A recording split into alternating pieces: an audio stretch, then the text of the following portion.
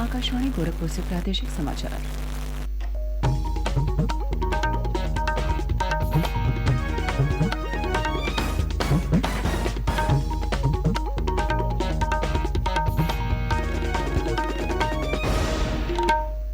नमस्कार, समाचार बुलेटिन के साथ में शिवानी अरोरा। पहले मुख्य समाचार। आज शिक्षक दिवस मनाया जा रहा है। राष्ट्रपति द्रौपदी मुर्मू नई दिल्ली में देश भर के 46 शिक्षकों को राष्ट्रीय शिक्षक पुरस्कार से सम्मानित करेंगी। प्रधानमंत्री नरेंद्र मोदी पुरस्कार विजेताओं से करेंगे बातचीत। मुख्यमंत्री योगी आदित्यनाथ ने रामपुर में 72 करोड़ रुपए लागत की 22 विकास परियोजनाओं का किया लोकार्पण और शिलान्यास। कहा, जिले में विकास की योजनाएं बिना भेदभाव के की जाएंगी संचालित। उप मुख्यमंत्री ब्रजेश पाठक ने अधिकारियों को जनता की समस्याओं के शीघ्र निस्तारण के दिए निर्देश। सीतापुर में सरकारी योजनाओं का किया स्थलीय निरीक्षण। और प्रदेश भर में राष्ट्रीय पोषण माह के तहत आयोजित किए जा रहे हैं अनेक कार्यक्रम। महिलाओं को जागरूक करने के लिए चलाया जा रहा है एक सप्ताह का विशेष अभियान। अब समाचार विस्तार से। देश में आज शिक्षक दिवस मनाया जा रहा है। पूर्व राष्ट्रपति डॉक्टर सर्वपल्ली राधाकृष्णन के जन्म दिवस के अवसर पर हर वर्ष शिक्षक दिवस मनाया जाता है। राष्ट्रपति द्रौपदी मुर्मू आज नई दिल्ली में देश भर के 46 शिक्षकों को राष्ट्रीय शिक्षक पुरस्कारों से सम्मानित करेंगी। शिक्षकों का चयन 3 चरणों में पारदर्शी और ऑनलाइन माध्यम से किया गया है। राष्ट्रीय शिक्षक पुरस्कार का उद्देश्य देश के शिक्षकों के अनूठे योगदान को रेखांकित करना और ऐसे शिक्षकों का सम्मान करना है जिन्होंने अपनी प्रतिबद्धता और परिश्रम से न सिर्फ स्कूली शिक्षा की गुणवत्ता में सुधार किया है, बल्कि अपने छात्रों के जीवन को भी समृद्ध किया है। प्रधानमंत्री नरेंद्र मोदी शिक्षक दिवस के अवसर पर आज नई दिल्ली में अपने आवास पर राष्ट्रीय शिक्षक पुरस्कार विजेताओं से बातचीत करेंगे। बेसिक शिक्षा विभाग ने राष्ट्रीय शिक्षक पुरस्कार 2021 घोषित कर दिए। प्रदेश के प्राथमिक एवं उच्च प्राथमिक विद्यालयों के 75 शिक्षकों को यह पुरस्कार दिया जाएगा। प्रमुख सचिव बेसिक शिक्षा दीपक कुमार की ओर से एक दिन पूर्व जारी आदेश के अनुसार प्रत्येक जनपद से एक शिक्षक को यह पुरस्कार दिया जाएगा। आज शिक्षक दिवस के अवसर पर मुख्यमंत्री योगी आदित्यनाथ सर्वश्रेष्ठ प्रदर्शन करने वाले कुछ शिक्षकों को सम्मानित करेंगे। शेष शिक्षकों को उनके संबंधित जिले में सम्मान समारोह आयोजित कर सम्मानित किया जाएगा। पुरस्कृत होने वाले शिक्षकों को 25,000 रुपए का चेक और स्मृति चिन्ह प्रदान किया जाएगा। मुख्यमंत्री योगी आदित्यनाथ ने कल रामपुर में 72 करोड़ रुपए लागत की 22 विकास परियोजनाओं का लोकार्पण और शिलान्यास किया। इस अवसर पर उन्होंने विभिन्न योजनाओं के लाभार्थियों को प्रमाण पत्र तथा विद्यार्थियों को स्मार्टफोन, टैबलेट और लैपटॉप भी वितरित किए। मुख्यमंत्री ने विपक्ष पर निशाना साधते हुए कहा कि पिछली सरकार में विकास को मुद्दा न बनाकर व्यक्तिगत हित को सर्वोपरि रखा गया। उन्होंने आश्वासन दिया कि रामपुर में विकास की योजनाएं बिना भेदभाव के संचालित की जाएंगी। उन्होंने कहा कि रामपुर की अपनी पौराणिक और ऐतिहासिक पहचान रही है, इसे हर हाल में बनाए रखने की आवश्यकता है।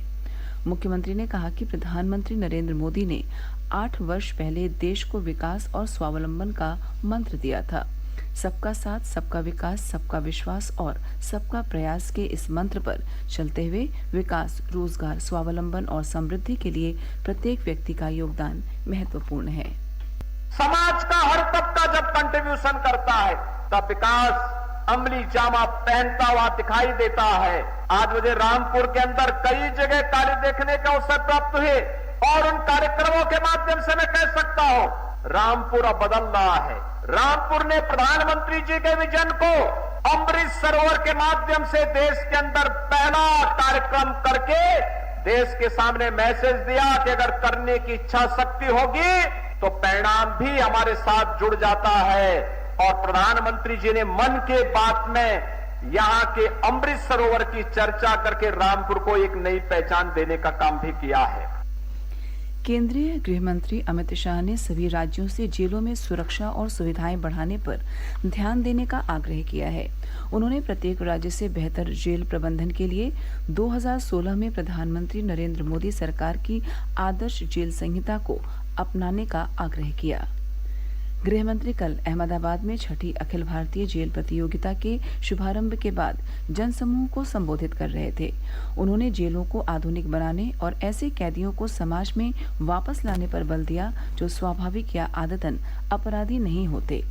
गृहमंत्री ने कहा कि बेहतर जेल प्रशासन के लिए प्रौद्योगिकी अपनाई जानी चाहिए। श्री शाह ने कहा कि अदालतों की तरह देश की सभी जेलों में वीडियो कॉन्फ्रेंस सुविधा बनाए जाने की आवश्यकता है। उन्होंने कैदियों के कल्याण के लिए जेल परिसरों में पुस्तकालयों, प्रशिक्षण केंद्रों, अस्पतालों और मानसिक स्वास्थ्य केंद्रों की स्थापना पर भी बल दिया। उन्होंने कहा कि जेलों में कैदियों की बढ़ती भीड़ बहुत बड़ी समस्या है, जिसे बेहतर प्रबंधन से हल करने की आवश्यकता है। प्रदेश के कारागार राज्य मंत्री स्वतंत्र प्रभार धर्मवीर प्रजापति ने बताया कि भारतीय खाद्य सुरक्षा मानक प्राधिकरण की टीम ने फर्रुखाबाद के जिला कारागार में भोजन की गुणवत्ता की जांच के बाद जेल के खाने को गुणवत्ता के अनुरूप पाए जाने पर 5 स्टार रेटिंग प्रदान की है। कारागार मंत्री ने बताया कि सरकार जेल में भोजन की गुणवत्ता सुनिश्चित करने के प्रति सजग है। समय समय पर इसका निरीक्षण किया जाता है। उन्होंने कहा कि सभी जेलों में मानक के अनुसार पौष्टिक एवं गुणवत्तापरक भोजन दिए जाने के निर्देश दिए गए हैं। प्रादेशिक समाचार आप आकाशवाणी गोरखपुर से सुन रहे हैं। यह समाचार बुलेटिन हमारे YouTube channel AIR news Gorakhpur और ट्विटर हैंडल AIR news_GKP पर भी उपलब्ध है। उप मुख्यमंत्री ब्रजेश पाठक ने सीतापुर का दौरा कर सरकारी योजनाओं का स्थलीय निरीक्षण किया। उन्होंने अधिकारियों को निर्देश दिए कि जनता की सेवा शासन की प्राथमिकता है। उनकी समस्याओं का निस्तारण शीघ्र एवं गुणवत्तापूर्ण तरीके से किया जाए। उन्होंने कहा कि केंद्र और प्रदेश सरकार द्वारा चलाई जा रही जन कल्याणकारी योजनाओं का लाभ लोगों तक पहुंचाया जाए। श्री पाठक ने सिधौली ब्लॉक में गौशाला और आंगनवाड़ी केंद्र का निरीक्षण किया। वह बच्चों के अन्नप्राशन संस्कार में शामिल हुए। इसके बाद खैराबाद सामुदायिक स्वास्थ्य केंद्र का जायजा लिया और मरीजों से वहां की व्यवस्था के बारे में जानकारी हासिल की। उन्होंने सरैया साने स्थित कस्तूरबा विद्यालय का भी स्थलीय निरीक्षण किया। उप मुख्यमंत्री ने कलेक्ट्रेट सभागार में सरकारी योजनाओं की समीक्षा की और आवश्यक दिशा निर्देश दिए। मुख्यमंत्री योगी आदित्यनाथ ने मथुरा वृंदावन विकास प्राधिकरण में गोकुल और बलदेव के क्षेत्रों को समाहित करते हुए इसका विस्तारीकरण करने के निर्देश दिए हैं। कल मुख्यमंत्री कार्यालय के आधिकारिक ट्वीट में कहा गया कि बरसाना में राधा रानी के दर्शन के लिए श्रद्धालुओं को जल्द ही रोप वे की नई सुविधा मिलेगी। यह महत्वपूर्ण परियोजना दिसंबर 2022 तक पूरी कर ली जाए। पर्यटन एवं संस्कृति मंत्री जयवीर सिंह ने कल मैनपुरी जिले में आयोजित उद्यमिता प्रोत्साहन सम्मेलन एवं नव उद्यमी सम्मान समारोह में शिरकत की। कार्यक्रम में उन्होंने प्रमुख शिक्षाविद डॉक्टर राम मोहन और जिले के उद्यमियों को सम्मानित किया।